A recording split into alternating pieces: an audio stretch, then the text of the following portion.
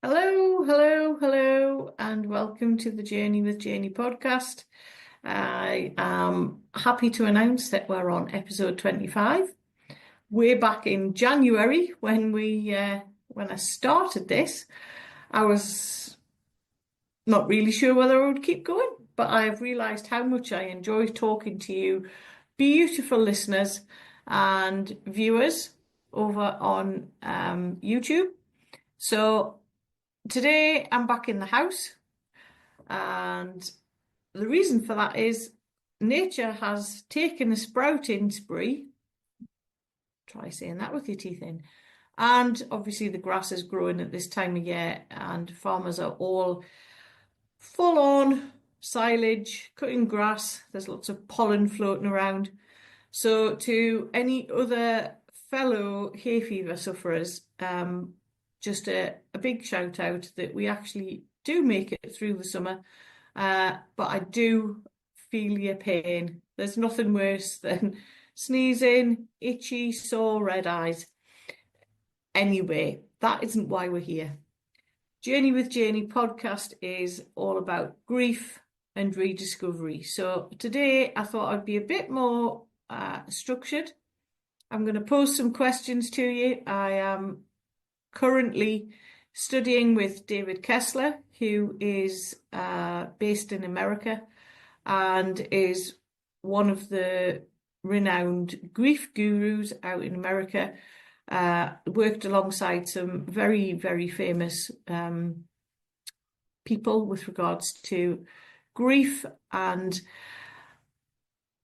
as when I chose my mentor, Kim Calvert, in Dynamite Lifestyle, it is finding that person that you resonate with and the person who has the skills that you want to aspire to be. So that is where I found David Kessler. He has worked with Elizabeth Kubler-Ross, who is one of the main, I want to say diagrams, processes that people use within the grief bereavement circles.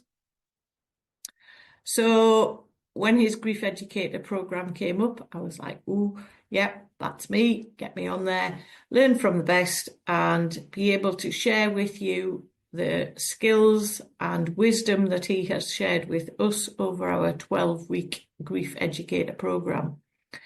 So I thought today, I kind of went off on a tangent last week talking about my services. I thought I would pose some questions, and as much of these, when I read them out, they are all going to state about death and the loss of someone. But just remember that we can tweak those so that can be sort of loss of a pet, loss of a job, loss of a relationship,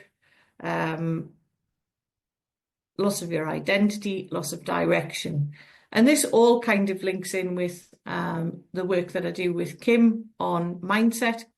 So at Journey with Janey, this is what I'm trying to link the two together, because David talks a lot about mindset and thinking, and that is the scientific process of the mind that Kim teaches us on a weekly basis. So you have the best of both worlds, and I'm hoping while I've been babbling on, you've managed to grab yourself a pen and a bit of paper. You may be unable to do so. So what I'm going to say is, which is also one of the things we've learned over the past 12 weeks, is it's good to be present. It's good to be a powerful listener. And just take time wherever you are, whatever you're doing, to actually listen to the questions and think about what the questions mean to you. And then maybe re-listen, write the questions down, and you don't have to answer them straight away, but just to give you some guidance as to where you can start to actually think about where you are and where your journey of growth might take you. So I'm going to start. I'm actually going to read them because obviously it was a new kind of thing for me as well. So I've actually done these questions for me and where I'm at the minute as well. So, and I found them really, really useful. And it does bring up different things that you may not have thought of.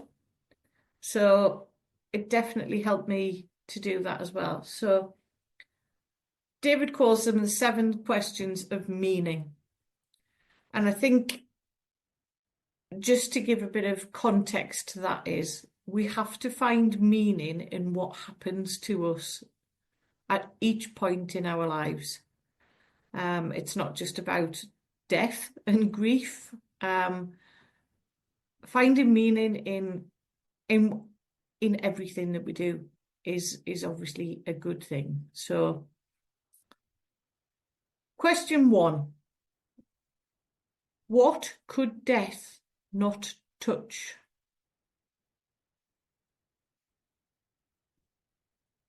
What could death not touch?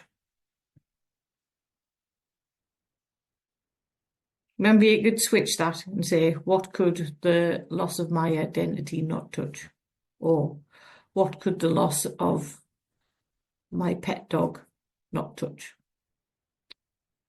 Number 2, a part of us died with them, but what part of them lives in us? How can we grow that part? I'll read it again. A part of us died with them, but what part of them lives in us? How can we grow that part? So for me, it's kind of looking at, yes, Jonathan died, and we all know that. Part of me did die with Jonathan because I'm no longer a couple, no longer have my soulmate. What part of them lives in us? I have to say, Jonathan was probably the most unselfish person you would meet and very loving and hardworking. And I would like to think that lives on with me and also his legacy, which is why I'm still here on the farm, living on with me there. And the final part of that question, how can we grow that part? So I suppose, yeah, here I am living on the farm and almost being a caretaker for his legacy. So that is how that part is growing within us. My love and unselfishness is the fact that I'm here talking to you guys and helping people in the process of grief and rediscovery so that they can flip the page and start a new chapter. So that's how I would view that one. So, number 3, what belief, value, or action steps did they have or do that can help in my grief and growth? What belief, value, or action steps did they have or do that can help me in my grief and growth? So I suppose I kind of answered, give you a bit of a clue to that one after question 2. Question 4. How can I recognize my survival strength?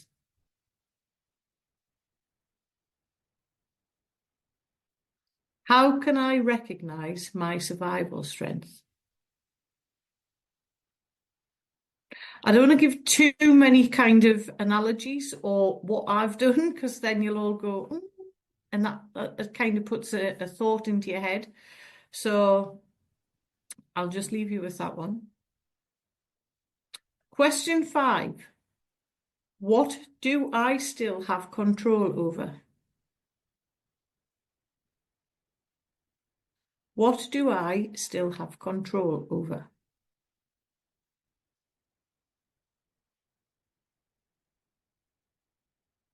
Question 6.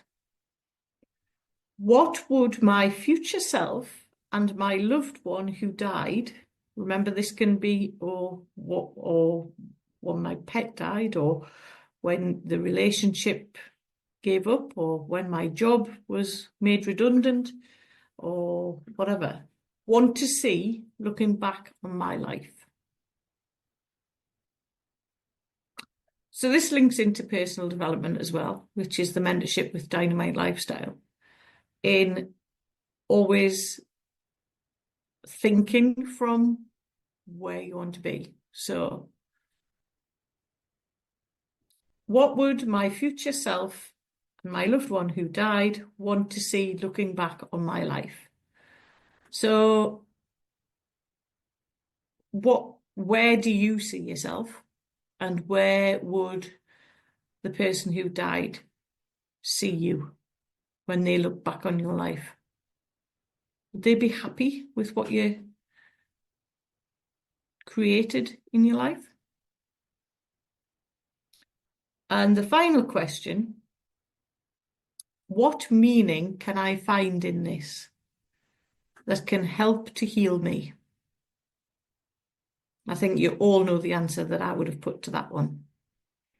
So those are your 7 questions of meaning. That's your little bit of homework for this week. We'll start to get a bit more interactive and give you things to do rather than just me babbling on. Obviously, if you're driving, please don't try to write your answers to these questions, but just have a think about what I'm actually, the questions that I'm posing, and then re-listen and write them down. And I'm not saying you have to do it. It's entirely up to you, and it's for you to do whatever you want with. But I did find it very useful for myself, so hence why I'm sharing it with you today. So that is your lesson for today. And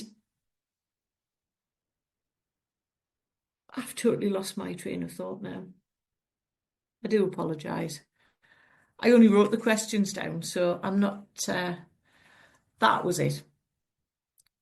I've been quite busy this week with meetings and networking, getting me out there and sharing all things Journey with Janey.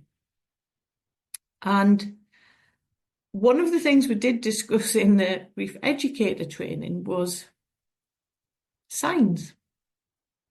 What are signs a thing? Now, when this was brought up, I was like, oh, we're going to get told that signs aren't a thing. Signs are whatever you want them to be. And I can share with you all, I see lots of hearts wherever I go, which probably links back to one of the questions when I said about Jonathan being such a loving person. Heart-shaped clouds, heart-shaped flowers, heart-shaped stones, and I actually picked up a lot of heart-shaped shells in Bermuda when I was on holiday. Feathers are also a thing. Butterflies, feathers, butterflies and bees, which are all part of my brand. Now, don't ask me why, but I do see all of those 3 things on a regular basis. So yes, signs are a thing. People find solace in signs. Some people relate to the robins that fly in and sit and watch through your kitchen window. That kind of thing. So I was like, ooh, yeah.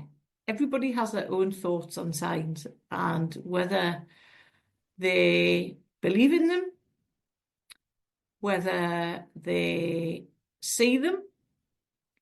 And I think it can be whatever you want it to be, but just be aware that actually signs are there. And I have to share, yesterday I called to have a chat with one of the Dynamite Lifestyle team. I was parked up outside their house, and when I came out, there was a feather on my car. Now that wouldn't be unusual because there is swans and things floating around near the house. Floating around, not floating around. Swimming around in the pond near the house. What was more unusual was the fact that the feather was actually stuck in, like as if somebody had pushed it into the bonnet, in the groove. And I drove all the way home from Newcastle, which is nearly, well, just under an hour's drive. And some of you know I'm not a very slow driver. And that feather was still in the car, and it's probably still in the car outside the house. So yes, I just thought I would bring that into the conversation, that yes, signs can be whatever you want them to be, and if it helps you to smile, so be it. I love them. And it also gives me the belief that I have a connection and the faith that there is something there. And this is by no means a religious kind of faith, connection, whatever you want to call it. I'm not going into a huge sermon, but it is just, for me, the faith and actual understanding that there may be something, and it makes me feel better. So I am hoping you have enjoyed today. I've shared some quite serious questions with you, and just be or do with it what you like. But I would also like your comments or feedback, if anybody can, as to whether this is helpful, whether you want me to continue doing things like this, or whether you prefer the woohoo, here I am, I'm talking about this, and this, and flipping from one thing to another on a daily on the weekly basis on the podcast. Thank you all for joining me on the Journey with Janey podcast. Always remember, there is something within you that knows no limits. It's time to believe in you. Click the subscribe button so you never miss an episode. I love reading your reviews and comments, so right away. So, if you're ready to take those small steps to transform your true self, let's do life together.